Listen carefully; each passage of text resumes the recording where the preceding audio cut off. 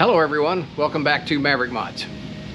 Got something a little different. Well, maybe a lot different this week. Grab your popcorn, let's get started.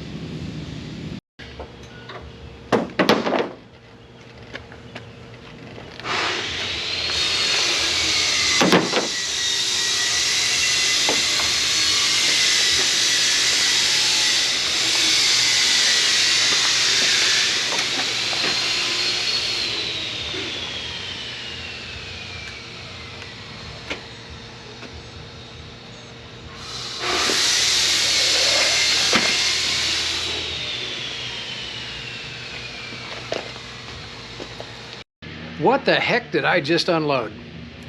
Well, let's take a look. This is called a Whizzer. It's a well, it's not really that early, but it's a motorized bicycle. I'm not sure you could call it a moped. I don't think it was ever designated as a moped. It's just a motorized bicycle. We'll get into the history of these things and the specific history of this one coming up. Okay, so I didn't answer the question. What the heck is a Whizzer? Okay, I did some research. Let's see if I can remember this by memory. Somewhere around the late 30s, 1938, 1939, there was I can't remember the name of them, but there was a company in Southern California that produced parts for the aerospace industry. I don't know, carburetors for engines, something like that. And they decided to delve into kind of another market. So they created an engine. It was a 48cc, four-stroke, single piston, single cylinder engine that had a drive system, a belt drive system, or actually back then I think it was a chain drive system that could be bolted to a bicycle. So it was a kit that they produced, and they called the company Whizzer, and that's where the name came from. And I guess back in the 1939, 1940, you could buy this kit and stick this motor on your bicycle. So that's kind of where it all started. Evidently, the first engines were not too good. They'd hand grenade after a short amount of time because the crankshaft was made of pot metal, supposedly. It wasn't designed and manufactured very well. But that changed, and they improved it over the years. So World War II came along, and Whizzer actually lobbied with Congress to be able to maintain production of these things, the theory being that they were very low cost and very economical, aka 140 miles per gallon way for defense workers to get to and from work. So the story is, who knows if it's true or not, the Whizzer was the only domestic vehicle that maintained and stayed in production during World War II. After World War II, lots of people couldn't find cars for the first couple of years because the automakers were still ramping up, getting away from defense production back into making cars. So Whizzers were pretty popular, aka all motorized bicycles were popular, because they were easy to get and easy to take your bicycle and convert it, and you had a set of powered wheels. And that moved on. And sometime in the late 40s, the Whizzer company decided rather than making kits, they would make, or they wouldn't make, but they would buy regular bicycles from various manufacturers and then do the kit conversion in the factory and then sell them as Whizzers. Schwinn, for a time, I guess in the late 40s and early 50s, did the same thing, except that they produced the Schwinn motorized bicycle, which was the same concept. It was just not the Whizzer.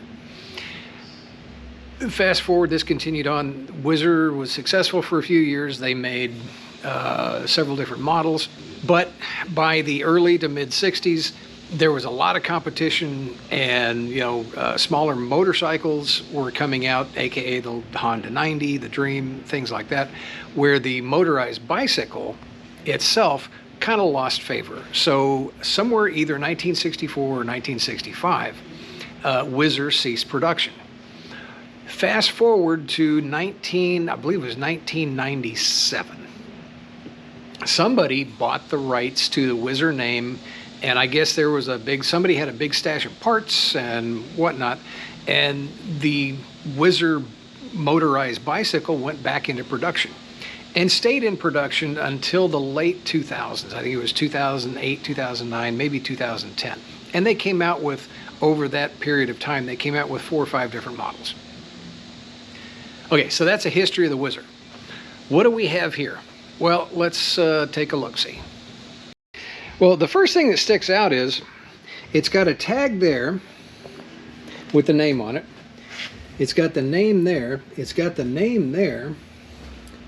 They were really proud and really wanted people to know. Oh, and of course it's on this side too. And it's down here on the chain guard. They really wanted to know that she had a Whizzer. So what is it that we have? So the options are, this obviously, this belongs to my father-in-law. He bought this somewhere back, I think it was around 2007, 2008-ish, somewhere around there, we think. And rode it once, crashed it, put it in the shop, and it stayed there ever since. That's all I know about this. The only documentation that I have with this literally is a pamphlet of the new Whizzer company. And I'll see if I can't dig that up somewhere. That's it. That's all that literally is all I know about this. So now, is this an old one or is this a new one? Near as I can tell, just based on things that I see about this, obviously it's not the kit, because this just looks like a production vehicle. So would this be one of the ones that came out in the 60s, or would this be one that came out the recycled company back in the late 90s, early 2000s? And if you just take a quick look at some of the wiring, some of the connectors, things like that, this screams at me that this is modern. It doesn't look, just the overall shape of this does not look like 1960s vintage. So I found the data tag, which is up here on the, I don't know much about bicycles. I'm trying to read the yoke. I think that's a yoke. And of course it's got the VIN number on it, and it talks about a whole bunch of stuff. And up here, kind of hard to see that, but the says manufactured. And at first I looked at that and said 06 of 6/4. Well, that didn't look right. So you get the light a little bit better, and it's 06 of 04. So that means this is a 2004 vintage Whizzer. Another kind of giveaway. And according to all of the online information, this one was manufactured in Taiwan. I think it says, yeah, made in Taiwan. So I think that's a giveaway. And another thing you can look at is the early engines had a Carter carburetor, and the remanufactured ones had a Mikuni carburetor. This is a Mikuni carburetor, so this is pretty much definitely a late vintage Whizzer. Doesn't matter, it's still cool. The story is that these things, like I said, 48cc. I don't even know what the horsepower is. It supposedly will do something like 40 miles an hour. It's just insane. We might just have to investigate that if I can get this thing running. Overall, otherwise, it's dirty from just sitting for years, but it's in really good shape. Like I said, it did get crashed once. It didn't really hurt anything except it broke off one of the rear view mirrors. Otherwise, the tires are dry rotted, and of course the tubes are long since past their sell by date. So I've got a new set of tubes and tires. We're going to put those on. I have no idea if it runs. There's gas in the fuel tank. It's been sitting in that fuel tank not 20 years, but probably 15 years at least. So probably drain the gas out of it, maybe clean the carburetor up. There's probably some varnish in the bowl. And other than that, there were a couple of little modules here. I think this is actually a turn signal, a flasher that got broken. Don't know what, that's the other side of it there. This, I believe, is a horn. I have no idea what this is. So gonna have to do a little investigating on the bike itself to see just what we're dealing with. Ignition wise, it's a CDI ignition. Here's the box. Everything looks okay there. So I think step one, let's put tubes and tires on it. Step two, let's do a little cleanup. I'll pull the carb, clean it, check the plug, and let's see if it'll run. First thing I need to do to get the front tire off to change the tire in the tube is, I think I need, this is for the front brake. I need to take the brake line loose. And I've already kind of figured out, since this is made in Taiwan and it's a late build, everything is metric on it, so that's no big deal. All right, now on this side, there's a speedometer. I don't know if that goes with the wheel. I think it does. So I think I can just disconnect the speedometer cable, and the speedometer cable is broken, so I'm gonna have to see if I can't find the speedometer cable. The axle nuts off.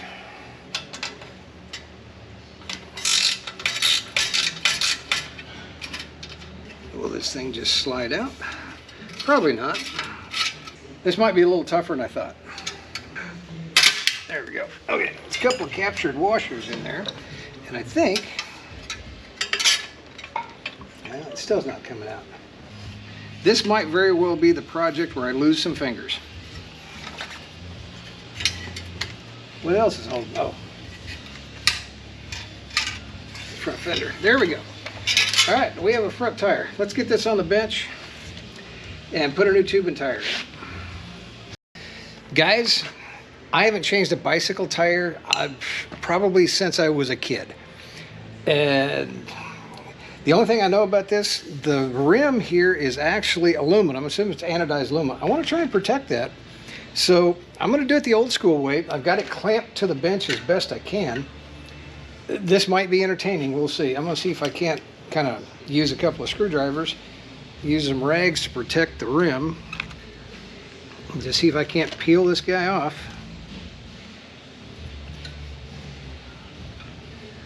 See what happens.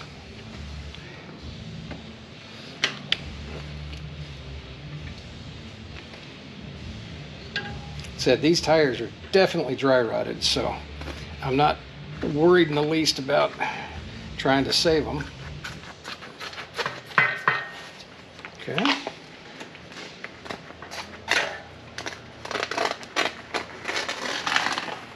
Oh boy, that was a sound. All right, let's see if we can get the other one off. Okay, and we'll take the valve stem cap off and let that slide through. All right, so there's the old tube and tire. Definitely, probably original equipment. I'm sure it is. Dry rotted, absolutely no good. Take a look at the inside of the rim.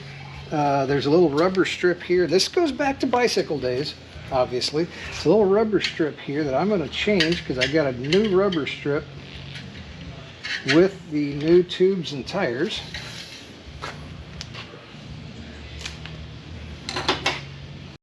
Okay, so let's go ahead and check the run out on this.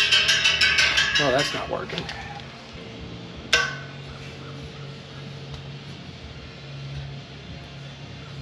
Okay, I'm looking at it, and it looks pretty true. It looks pretty good. All right, well, my liner is in. Looks good. So I've got a new tube here. These, let's see, so the tires are 26 by 2.125. That's what was on those, so that's what I got as replacements. And so I got tubes and tires in a kit from the Jungle website. And I'll bet you the best way to do this is probably put the tube inside the tire. So here's the new ones. I had my option, black walls versus white walls. Well, you got to go with white walls. There's just, that's absolutely no question whatsoever. Make sure I'm not pinched anywhere. Success. All right, let's get some air in this now. How much air am I supposed to put in this? 40 to 65 PSI. Okay, there's 50. So this one is done, ready to go back on, I'm thinking. Let's make sure it's true. Looks pretty good to me. All right, hey, I've changed my first bicycle tire in probably 45 years. Okay, now, let's grab the front brake. Does absolutely nothing.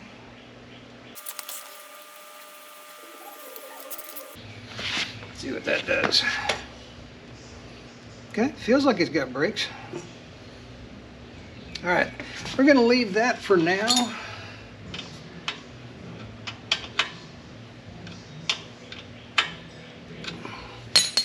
Do a final brake adjustment if we can get it running. So, okay, front tire and wheel seems to be revitalized. Okay, we got the front tire changed. Let's do the back tire next.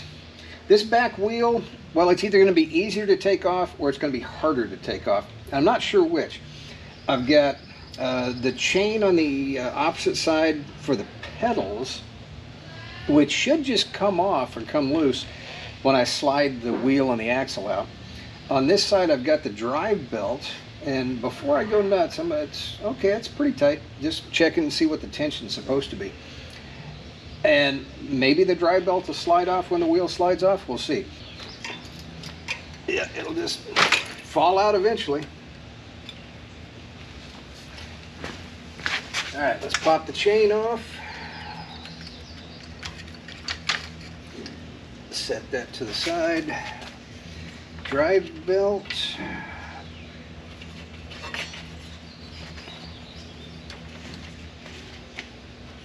And hang on, this might get a little sketchy.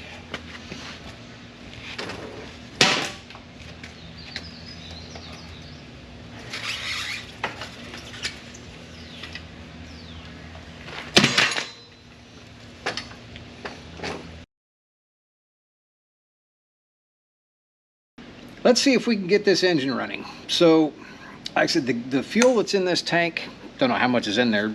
It's not a very big tank anyway. Maybe it holds a gallon, maybe. But it's been sitting in here for a long time. Probably pretty varnished, I'm guessing. So let me see if I can pull the fuel line here and drain it. Let's just see what comes out of this.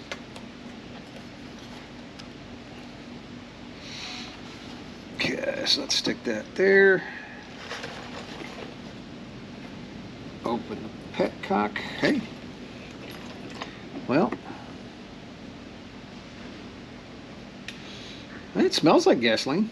You know what? I don't really see it. It doesn't look very varnished. You know what? Let's see if it'll run on 15-year-old gas. I suspect it won't run perfectly with old gas, but it might run well enough. All right, so let's declare well, I still need to look at the carburetor. Assuming this line is for the drain for the fuel bulb, it's just open down here at the bottom and tie wrapped on. Let's see what's inside the bowl itself. I think if I just loosen this up, let's take a look. Oh yeah, that's that's pretty much straight varnish, I think. I'm just going to close that, pretend I didn't see it. Actually, no, I can't pretend I didn't see it. I'm thinking this carburetor's going to have to come off and be cleaned. No worries, I can take care of that real quick. While we're here, you just pop the little oil cap off. See if it's got oil in it. It does. Looks, well, it's full. Okay, well, I would definitely do an oil change, but at least for initial, startup attempt, we'll just stick with the oil that's in there. So it's full of oil. Carburetor's full of varnish, and I haven't checked the ignition system yet. So let me work on the carburetor first, just see what the inside that looks like, and see if just a little cleanup and maybe some blow out the passages will work. Well, it has been more than a month of Sundays since I worked on a Mikuni carburetor, but they're pretty simple. There's not a whole lot to them. Let's see if we can get the air filter off.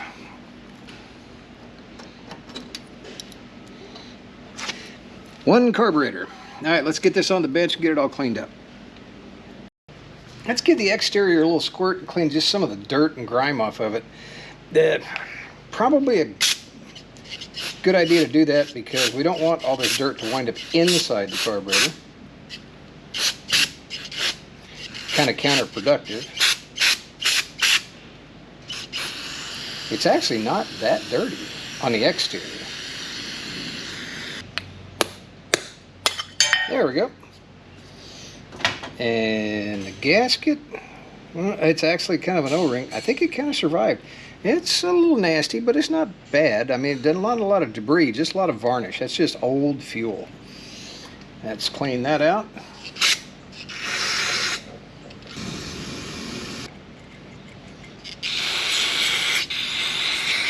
Let's see, that goes in there. There you go. Top flight A#1 carburetor rebuild.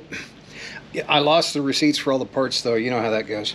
But what the heck, fully rebuilt carburetor. Let's stick this back on. Yeah, that's a problem for future Mark.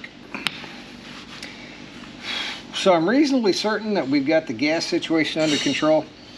Let's move over to ignition. Well, I got the carburation cleaned up.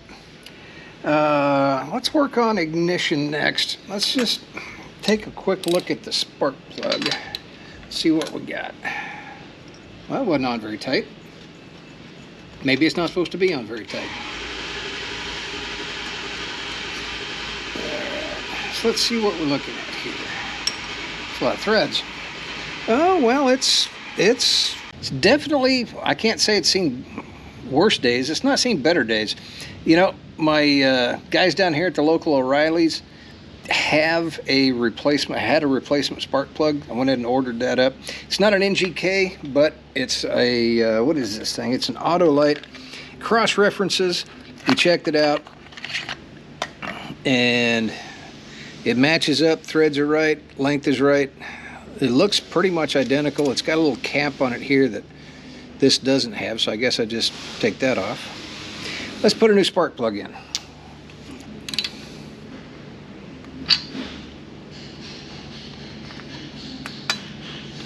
All right, I have no earthly idea if that revitalized the ignition system.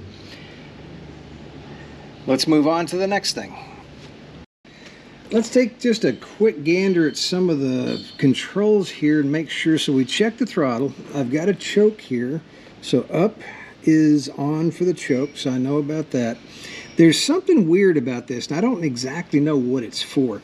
There's a something here that looks like, I'm guessing this is where the valve and the push rods or the lifters or whatever are, and this runs off a cable which comes up to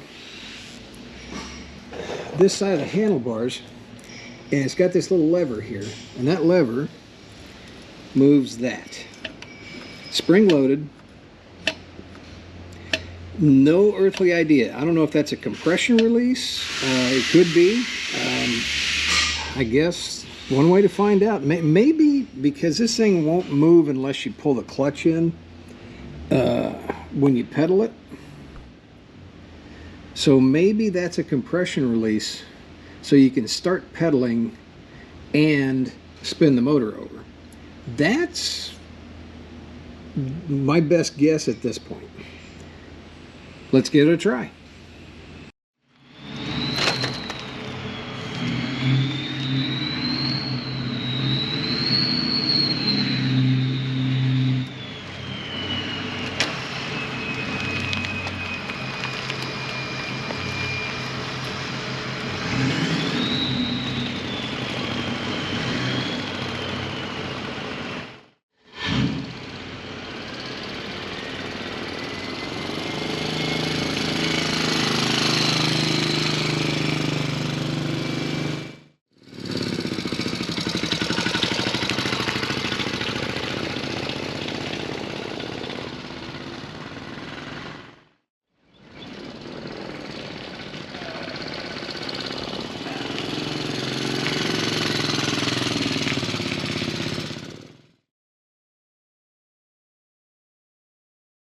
I guess I couldn't ask for a perfect first test drive, but it does run.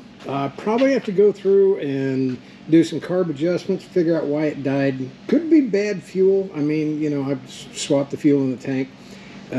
That's probably part of it. Beyond that, in order to get it back in as best a shape it's going to be, obviously some engine maintenance, oil change, etc., to get that back up to speed.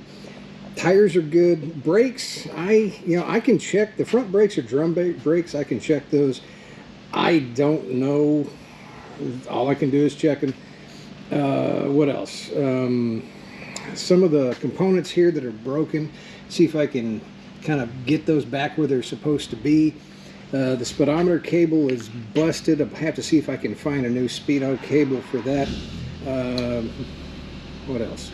The mirror here in the first crash got broken. I'm going to see if I can't find somebody to put a replacement mirror in there. And just a lot of cleanup and a little TLC, I think will just bring this thing right back. Well guys, everything I said before about not knowing much of the history on this bike just went out that window. Went out the window. Did a little digging, a lot of digging. Turns out there is a manual for this. Well, this is a manuals plus correspondence plus a whole bunch of other information on the bike. Turns out it was bought new in 2005. We have, where is it?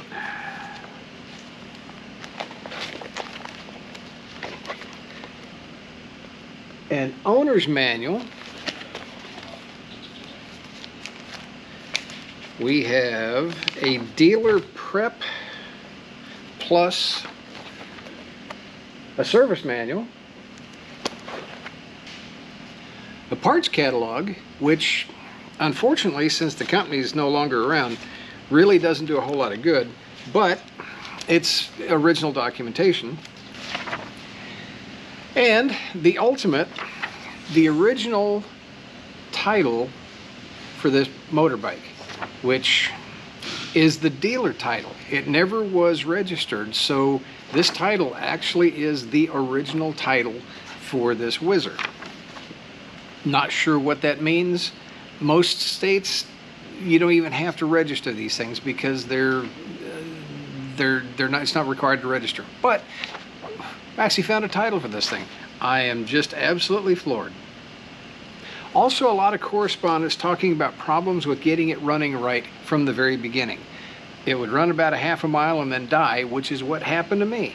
So the service manual has got a lot of fixes in it to try and address this. So we're going to go through and use the actual factory service manual to try and see if I can make it run any better. Well, that's going to do it for this week, guys. Got some cleanup left to do. Got a little bit of tweaking to get it running right.